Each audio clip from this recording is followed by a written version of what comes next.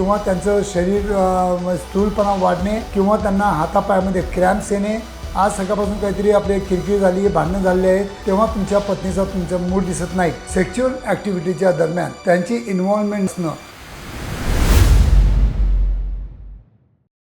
नमस्कार मित्रांनो, आजचा जो आपला टॉपिक आहे खास तो स्त्रियांसाठी आहे की बऱ्याच वेळा असं होतं की स्त्रियांना पण loss of desire, loss of libido ज्याला मी म्हणतो, आणि त्यामुळं सेक्शुअल ॲक्टिव्हिटीच्या दरम्यान त्यांची इन्व्हॉल्वमेंट न असणं किंवा त्यांचा मूड नसणं, या विषयावर आज आपण थोडक्यात आणि सायंटिफिकरित्या माहिती घ्यायचा प्रयत्न करीत आहे. मित्रांनो, मी आहे doctor Umesh. As a clinical sexologist म्हणून गेल्या 40 वर्षापासून मी या क्षेत्रामध्ये नक्कीच तुम्हाला मार्गदर्शन करत आहे, काउन्सिलिंग करण्याचा प्रयत्न करीत आहे.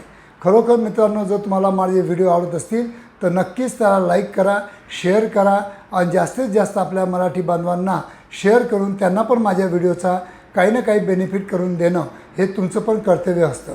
तर मित्रांनो, आजचा जो आपला व्हिडिओ आहे की बऱ्याच वेळा तुम्ही घरी जाता आणि तुम्ही बघता की तुमचा मिसेसचा मूडच नाही आहे. तुम्ही तर सकाळपासून संध्याकाळपर्यंत त्या विचारामध्ये घरी जाता आणि आज आपण काहीतरी चांगलं आपण बेडरूमवर परफॉर्मन्स करूया, पण जेव्हा घरी येता तेव्हा तुमच्या पत्नीचा तुमचा मूड दिसत नाही.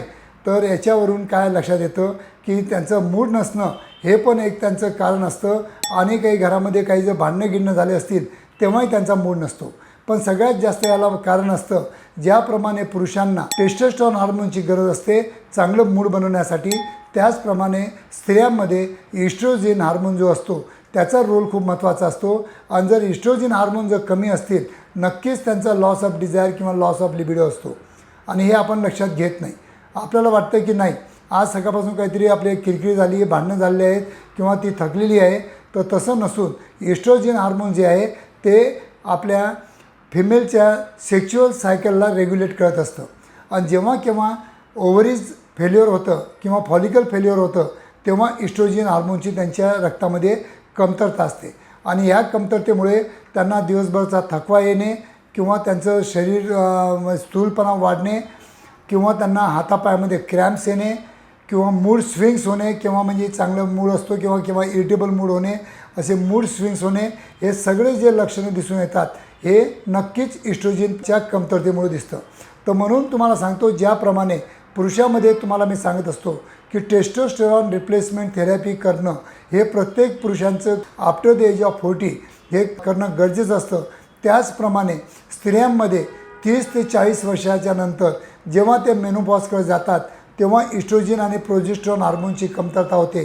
तेव्हा त्यांच्याही शरीरासाठी, त्यांचं शरीर आणि मूड चांगलं ठेवण्यासाठी नक्कीच आपल्याला इस्ट्रोजन आणि प्रोजेस्टेरॉन हे दोन जे हार्मोन असतात त्याची रिप्लेसमेंट थेरपी करणं अत्यंत गरजेचं असतं. पण आपल्या समाजामध्ये सेक्शुअल हेल्थ फक्त पुरुषांपुरतं बोललं जातं, पण ते स्त्रियांसाठी बोललं जात नाही. आणि इथंच काही म्हणजे सेक्शुअल लाईफमध्ये आपली गडबड होऊन जाते.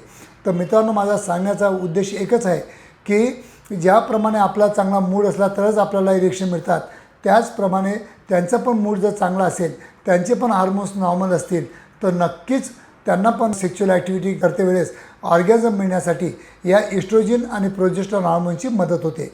जर इस्ट्रोजन कमी असेल तर नक्कीच त्यांच्या योनिमार्गामध्ये ओलावा कमी मिळतो आणि त्यामुळं जे त्यांना म्हणजे त्याच्यातून आनंद मिळाला पाहिजे ते आनंद न मिळता त्यांना पेन होतं. आणि त्या पेनमुळं दुसऱ्या वेळेला त्यांची जे म्हणजे पार्टिसिपेशन पाहिजे ते आपल्याला मिळत नाही. तर मित्रांनो, जर तुमच्या पार्टनरचा मूड नसेल किंवा मूड स्विंग होत असेल किंवा काही त्यांच्या बॉडीमध्ये सायकोलॉजिकल चेंजेस होत असतील किंवा स्टफ बॉर्न फॅट आपल्या कमरेच्या अवतीभोवती जर जमला असेल आणि तो किती व्यायाम करून जात नसेल तर नक्की तुम्ही समजून जा की त्यांना इस्ट्रोजन हार्मोनची डेफिशियन्सी आहे आणि ती रिप्लेसमेंट करणं हे आपल्याला म्हणजे नक्की आपल्याला गरज पडते. तर मित्रांनो, माझा सांगण्याचा उद्देश असा आहे की आपल्या लैंगिक आयुष्यामध्ये आपला जो सेक्शुअल पार्टनर असतो तो पण तितकाच महत्त्वाचा असतो, त्याची हेल्थ पण तितकीच महत्त्वाची असते. म्हणून अशा स्त्रियांनी जास्तीत जास्त ग्रीन व्हेजिटेबल्स जर घेतले तर त्या ग्रीन व्हेजिटेबल्स फळामधून त्यांना चांगले झिंक आणि मॅग्नेशियम मिळतात आणि त्याच्यामुळे इस्ट्रोजन प्रोडक्शन वाढतं. आणि जर त्यांनी रोज सकाळ दुपार संध्याकाळ जर त्यांनी त्यांच्या आहारामध्ये अंड्याचं सेवन जर केलं तर त्यांना हाय क्वालिटीचे प्रोटीन भेटतात, एसेन्शियल अमायनो ॲसिड भेटतात, जे की आपल्या इस्ट्रोजन आणि प्रोजेस्टेरॉन हे दोन हार्मोन सिंथेसिससाठी खूप महत्त्वाचे असतात. आणि जर गुड कोलेस्ट्रॉल घेत असतील, जसं अंड्याच्या यॉकमध्ये गुड कोलेस्ट्रॉल असतं किंवा ऑलिव्ह ऑइलमध्ये असतं, तर हे जर त्यांनी घेतलं किंवा सिया सीड किंवा फ्लेक्स सीड्स हे जास्त त्यांनी वापर केला तर नक्कीच इस्ट्रोजन लेवल वाढण्यासाठी त्यांना मदत होऊ शकते. आणि पुढच्या वेळेस जर त्यांचा मूड होत नसेल तर नक्कीच त्यांचा मूड बनेल. तर मित्रांनो, तुमच्या स्वतःच्या बरोबर आपल्या पार्टनरच्या हेल्थची पण काळजी घेणं आपलं लैंगिक आयुष्य चांगलं मजबूत आणि टिकाऊ बनवण्यासाठी खूप गरजेचं असतं आणि इथंच तुम्ही विसरता. तर मित्रांनो, जर तुम्हाला तुमच्या पार्टनरची जर डेफिशियन्सी इस्ट्रोजन हार्मोनची डेफिशियन्सी वाटत असेल तर माझ्या प्रत्येक क्लिनिकमधून त्यांना हार्मोनल रिप्लेसमेंट थेरपी नक्कीच मिळू शकते आणि त्याची बेनिफिट पण तुम्ही घेऊ शकता. धन्यवाद मित्रांनो.